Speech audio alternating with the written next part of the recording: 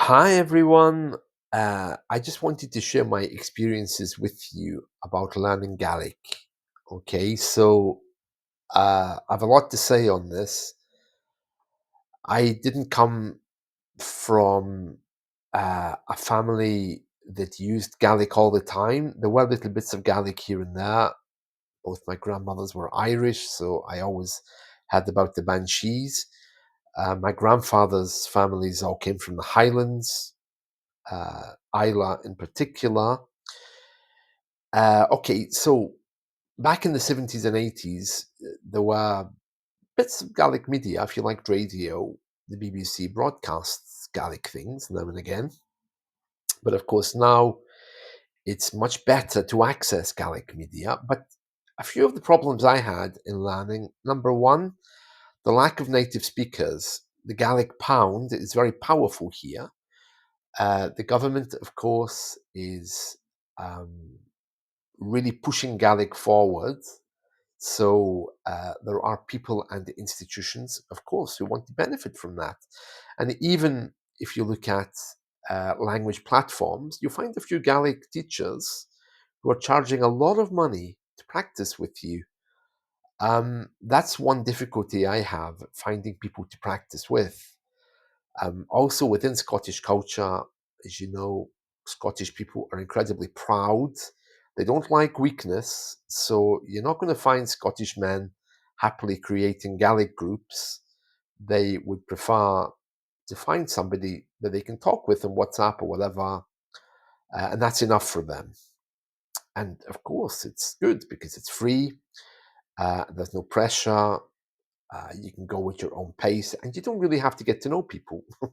So it's um, uh, a little bit better than it used to be, but at the same time, it's not perfect. So the lack of native speakers to practice with is one big issue that you're always going to find with Scottish Gaelic.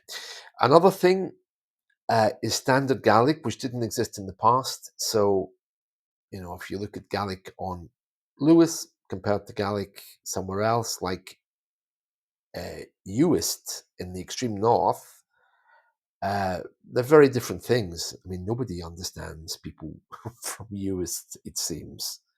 So, standard Gaelic didn't exist in the past. There is a standard now because, of course, Gaelic is being taught to many more people. When I was at school, if you spoke even a word in Gaelic, you would have been punished back in the 70s and 80s. So, um, my family, the Gaelic that they knew, I wouldn't have dared speak it at school. And then my family moved to England, where I grew up, so I wasn't exposed to it after that. Another problem for people without native speakers, people tend to spend too much time in the books, and that's a big problem as well. It's the same in learning any language. If you don't practice it with people, you go to the book. Doesn't really help you to learn it, though, unfortunately. Social media makes it easier talking to friends. Media generally, you've got BBC Alaba, BBC Radio na Gael. There isn't much more, though, than that, unfortunately. There's a few podcasts from different Gaelic groups around the world, in America and Australia. So there are still things there. Canada as well, of course. Uh, so for me personally, my experiences of learning Gaelic were largely in the home. From time to time, I bought Gaelic books and pushed myself forward to keep the Gaelic I knew. More recently, I started doing a course with the University of Highlands and Islands. I wanted to do a course called Gaelic Wild. Unfortunately, I mean, it was advertised. It was cancelled because of low numbers. So they put me on a course called Culture and Heritage with Gaelic, which means I learn Gaelic along with other things, which is fine. Not what I wanted, but on looking back, it was better because learning Gaelic hasn't been easy, I think, for me over the last year. I've just finished my first semester. On this course, Gaelic lasts 2 years of a 4-year course. Um, you would need it before you do some of the modules on this because when you look at the history of Scotland, for example, loads of Gaelic words pop up. The same if you're looking at mythology, you'd really need some Gaelic to look at that. The provider uh, of the Gaelic course to the university is Sulmore Ostic, which is Big Barn University. Um, I believe they're actually owned by University of Highlands and Islands. I could be wrong there. Okay, but either way, that's who the university use. They're very good. Yeah, I mean, the actual course material, I have to be honest and say at first I didn't like it, but I now realize that it's actually helped me a lot to get uh, more of a grip on the Gaelic that I have. So if you are considering doing a course with them, they are very good. So I have no problem with them whatsoever. They're really helpful. Uh, some of the material seemed a bit old-fashioned, but then the Gaelic world is. It is all about the cow in the field and the sheep in the barn, so no surprises there. My personal feeling about Gaelic and the future is that it really needs to be brought into something modern. Now, I guess I'm quite lucky because I've spent most of my life, I'm in my 50s now, but I've spent most of my life in other countries, including England. So I have a very open view when it comes to education. But I think in Scotland, it can be a bit parochial. It's a little bit closed sometimes. That's my feeling. That's not my feeling of the university, by the way. I'm just talking about learning Gaelic generally. I don't think they have the bigger picture that maybe um, living in the southeast gives you, which is a much more global kind of market. But of course, I suppose around the world, there are people who want to learn Gaelic and they're paying a lot of money to do that. They're paying native speakers to practice with them, language platforms like Italki, uh, other ones. There are some Gaelic speakers on there who charge cash for you to talk with them. All kinds of problems with that, bearing in mind that they may not be good teachers. Also, they may not have a qualification to teach. Standard Gaelic, as I mentioned before, didn't exist in the past, so you need to be careful with who you're learning with. Um, yeah, so for me personally, if you're going to come to uh, language learning formally, yeah, these people are very good. You know, UHI. I mean, they have courses online, and if you're in Scotland or living in Scotland, it should be free for you if you live here. So, yeah, why not take advantage of it? It would be good. For people who live abroad, it's a little bit harder, of course, and I'm sure I haven't checked overseas fees, but of course, like all universities, they'll be wanting to make their money. Um, that's not a bad thing. We all have to survive. The Gaelic pound, though, uh, like any organization, is a little bit political. I mean, the government right now is heavily promoting Gaelic.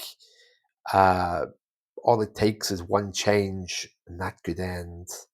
And already, I think Bord Gaelic is it that looks after Gaelic affairs in Scotland, like everybody else, is probably feeling the pinch a bit. And that in turn means the quality of stuff they produce probably isn't going to be as good as it was maybe some years ago. Don't know, but something to keep in mind.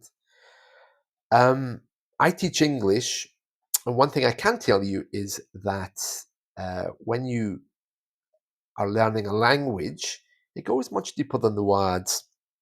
And for learning Gaelic, I came up with this. Okay, so for me, learning Gaelic is nothing to do with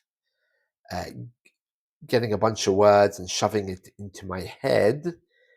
It's more about um, using the media, repeating the media, what I hear, psychologically doing what a kid does, hearing and repeating.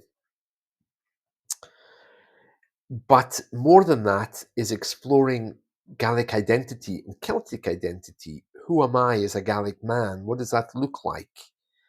And for me, Celtic culture is all about creativity. Now, I have it in my blood. Living in Scotland, it's kind of easy to be, listening to music or working with music or having a creative practice.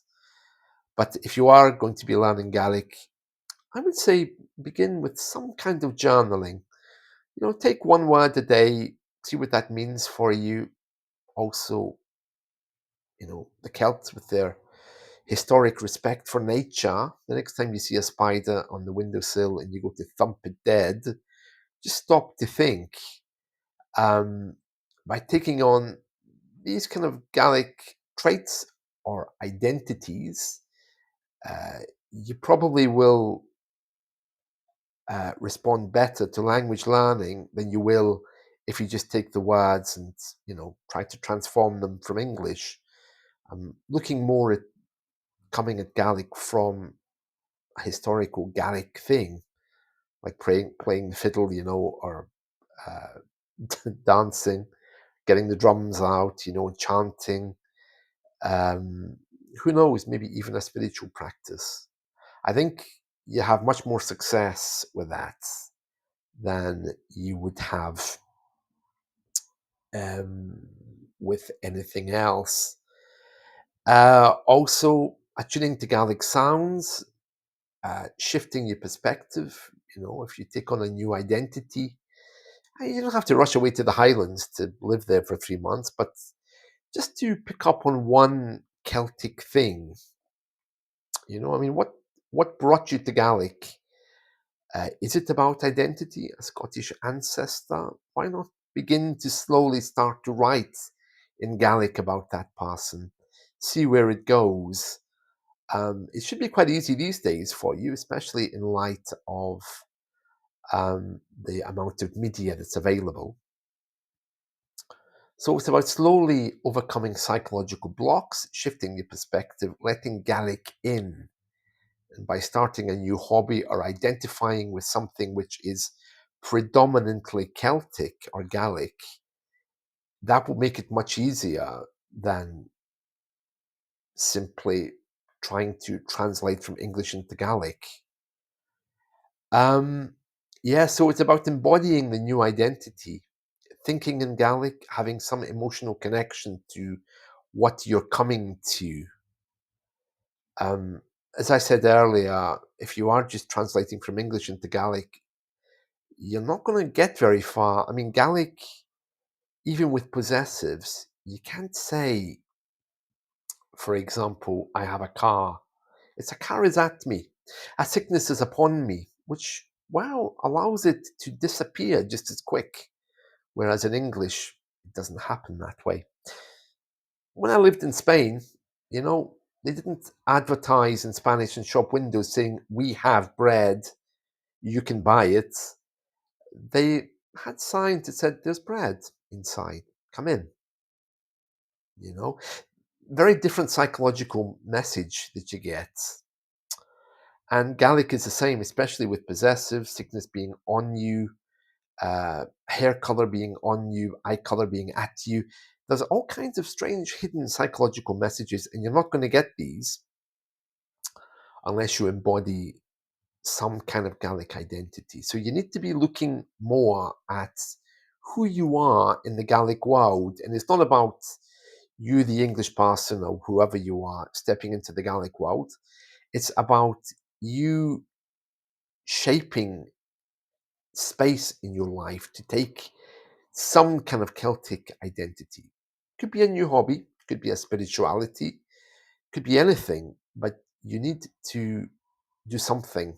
Otherwise, you're always just going to be wandering around the words wondering what the next one means. There has to be some connection. It could even just be massive respect for your ancestors.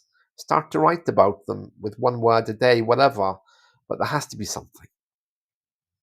All right. So that's my big moment. If you want to know about this system that I came up with, go to my website, josephmctaggart.com, and you'll see the link to this. There's some flashcards you can use to try to help you identify who you are or where you're going with this. And that's it. So overall, my experience compared to learning other languages has been largely negative based on the fact that there just aren't enough speakers around. The academic Gaelic, very good. Yeah, excellent stuff. Very nice, useful material, probably because it's, these institutions are one of the few that actually allow you to study. But remember, the big question is, what are you going to do with this? For me, it's easy. It's a hobby. Um, as I get older, more and more Gaelic people are vanishing. So I'm hoping to keep alive uh, a tradition that my ancestors had. But if you're looking specifically to enter into the Gaelic world of working, wow, I'm sure jobs in the Gaelic world are very, very political because there's so few and far between. The media is a good option, so is teaching, but well, when it's the government, who knows what will happen round the next corner. Uh, but as a pastime and as a change and to explore your identity, I think Gaelic is wonderful. And if you do decide to do it academically, I can really recommend UHI or Somonostic. They are very good as far as my experience has been anyway. So yeah, very nice, very nice. That's it. Hopefully that's encouraged you a little bit. But yeah, you know, finding a native speaker, someone to practice with, don't let them charge you a lot of money. When you reduce a language to a commodity, it loses everything. Everything is reduced, including you. So don't let that happen. I think Gaelic has a big future, but we need to get away from this idea that it's something which you have to buy. Right, that's it from me. Okay, see you. Bye.